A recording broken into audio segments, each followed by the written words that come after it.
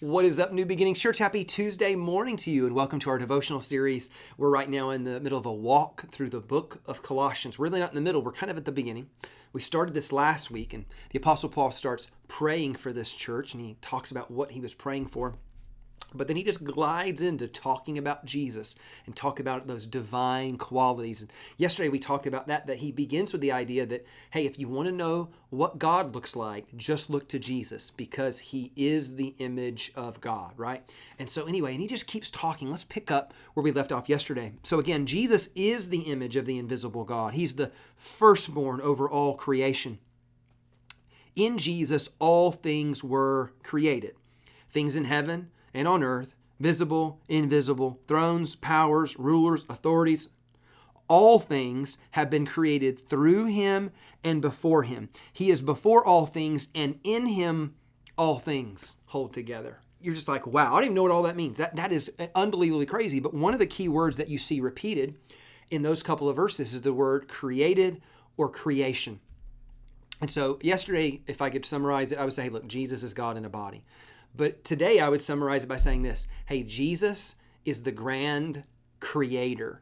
Unbelievable things to think about. And here's why this is so important, is I want us to be able to walk out in God's creation and have a sense of awe, to have a sense of wonder, to sense like a sense of glory. I think it was C.S. Lewis that said that creation is the only context for the word glory that we have. It's almost the idea that you can walk out to some of the most beautiful, amazing places on earth and just be like, wow, that's crazy. That's awesome. That's amazing. And then for us to reflect back and think, well, whoever made that must be even more amazing, right? And so that's why this is so important. We want to go be in God's great creation and really be in awe of it. And if you're not, let me just give you some things that I am puzzled by, that I'm in awe of, that I think is bigger than my ability to understand. Are you ready? Here we go. This is a weird one. Comets have vapor trails up to 10,000 miles long. But if you could capture all the vapor and put it in a bottle, the amount of vapor actually present in the bottle would take up less than 1 cubic inch of space. That'll make no sense. I'm like, what? How do you do that? How does that? That's beyond my ability to understand. Watch this one. Saturn has rings around it, and the rings are 500,000 miles in circumference, but they're only 1 foot thick.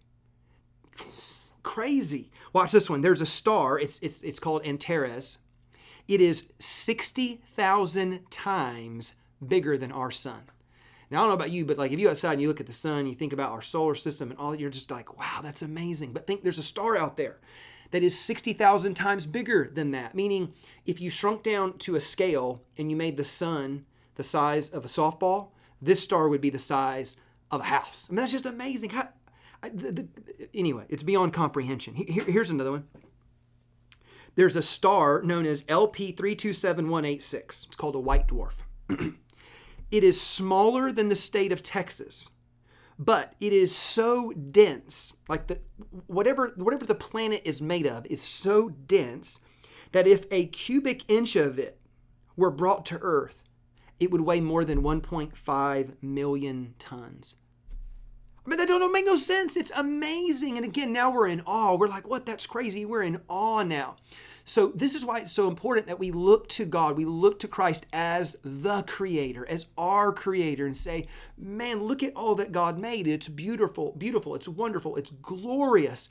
And you know what that should elicit in us? You know what that should like stir up within us? Is a real sense of worship, a real sense of reverence. And so I want us to live that way. Again, Jesus is our creator.